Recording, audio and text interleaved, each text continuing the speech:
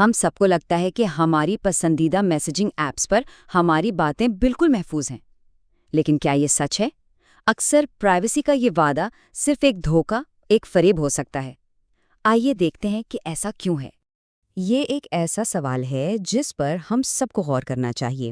کیا ہماری روزمرہ استعمال ہونے والی میسیجنگ ایپس واقعی میں اتنی ہی محفوظ ہیں جتنا ہم انہیں سمجھتے ہیں، یا ان میں کوئی ایسی کمزوری ہے جس سے ہم بے خبر ہیں؟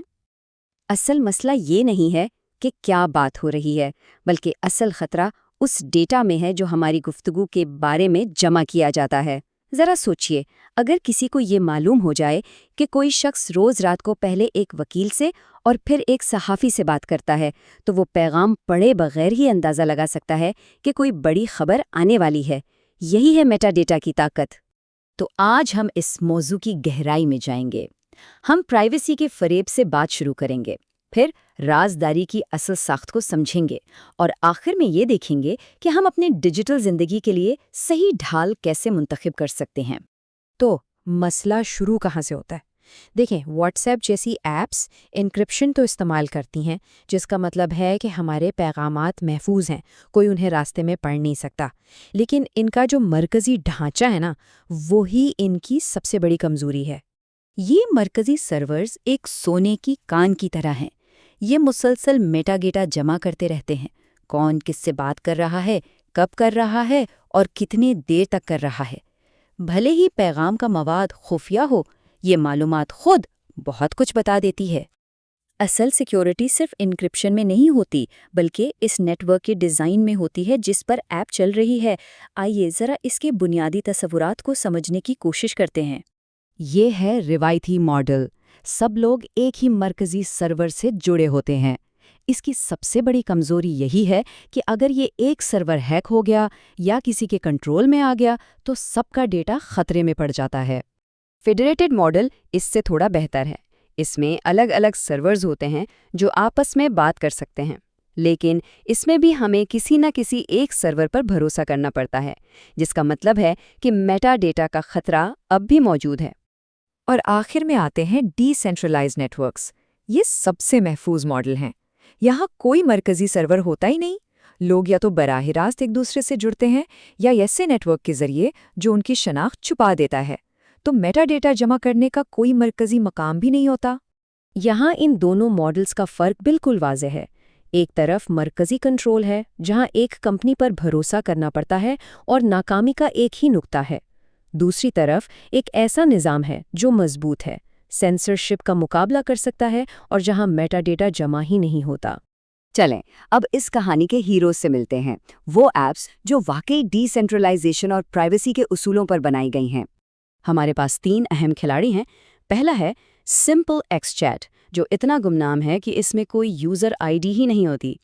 دوسرا ہے سیشن، جو پیاز کی تہوں کی طرح ہماری شناخت چھپاتا ہے۔ اور تیسرا ہے برائر، جو اس وقت بھی کام کرتا ہے جب انٹرنیٹ ہی بند ہو جائے۔ تو آئیے اب ان تینوں ایپس کا آمنے سامنے ایک تفصیلی موازنہ کرتے ہیں اور دیکھتے ہیں کہ سیکیورٹی کے اہم ترین معیاروں پر کون کہاں کھڑا ہے۔ زفر، یہ ہے سمپل ایکس چیٹ کا سب سے انقلابی فیچر۔ اس میں کوئی مستقل یوزر آئی ڈی نہیں ہوتی۔ اس کا مطلب یہ ہے کہ کوئی بھی یہ پتہ نہیں لگا سکتا کہ کون کس سے بات کر رہا ہے۔ آپ مکمل طور پر گمنام رہتے ہیں۔ 3. سیشن ایپ ہمارے پیغامات کو منزل تک پہنچانے سے پہلے 3 مختلف سرور سے گزارتی ہے، بالکل پیاز کی تہوں کی طرح۔ اس کی وجہ سے یہ جاننا تقریباً ناممکن ہو جاتا ہے کہ پیغام اصل میں آیا کہاں سے تھا اور جا کہاں رہا ہے۔ اس ٹیبل میں ہم صاف دیکھ سکتے ہیں کہ یہ تینوں ایپس میٹا ڈیٹا کے تحفظ میں بہترین ہیں، لیکن ایک بہت بڑا فرق ہے۔ سمپل ایکس اور سیشن کو انٹرنیٹ کی ضرورت ہے، جبکہ برائر وہ آف لائن بھی کام کر سکتا ہے، بلوٹوتھ یا وائی فائی کے ذریعے۔ یہ ایک بہت بڑا گیم چینجر ہے۔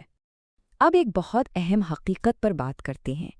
زیادہ سے زیادہ پرائیویسی اور سیکیورٹی حاصل کرنے کے لیے اکثر ہمیں کچھ جدید سہولیات کی قربانی دینی پڑتی ہے۔ یہ ایک سمجھوتا ہے۔ یہاں سہولت اور سیکیورٹی کے درمیان کا فرق بالکل صاف نظر آتا ہے۔ کلاؤڈ بیک اپس بہت آسان ہوتے ہیں، لیکن وہ ہمارے ڈاٹا کو خطرے میں بھی ڈالتے ہیں۔ دوسری طرف ان محفوظ ایپس میں ڈاٹا صرف ہماری ڈیوائس پر رہتا ہے، لیکن اگر ڈیوائس کھو گئی تو ڈیٹا بھی گیا۔ اس کا مطلب ہے کہ ڈیٹا کی حفاظت مکمل طور پر ہماری اپنی ذمہ داری ہے۔ اور ایک مستقبل کا خطرہ بھی ہے، اسے کہتے ہیں ہارویسٹ ناؤ ڈیکرپٹ لیٹر، یعنی ابھی جمع کرو بعد میں ڈیکرپٹ کرو۔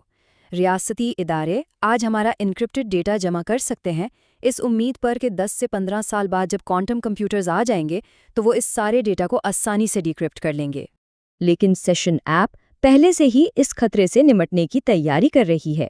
اس نے پوسٹ کوانٹم کرپٹوگرافی کو اپنا لیا ہے، جس کا مطلب ہے کہ آج بھیجے گئے پیغامات مستقبل کے طاقتور کوانٹم کمپیوٹر سے بھی محفوظ رہیں گے۔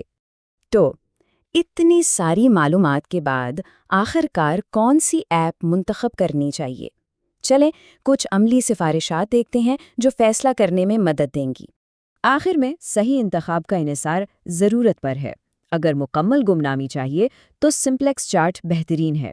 اگر طاقتور اداروں کی نگرانی سے بچنا ہے تو سیشن ایک بہتر انتخاب ہے، اور اگر ایسی صورتحال کا سامنا ہے جہاں انٹرنیٹ ہی نہ ہو تو برائر کے علاوہ کوئی اور آپشن نہیں ہے۔ تو ڈیجیٹل پرائیویسی کا مستقبل آخر کس پر منحصر ہے؟ شاید اس کا جواب کسی ٹیکنالوجی میں نہیں بلکہ ہمارے اپنے انتخاب میں چھپا ہے۔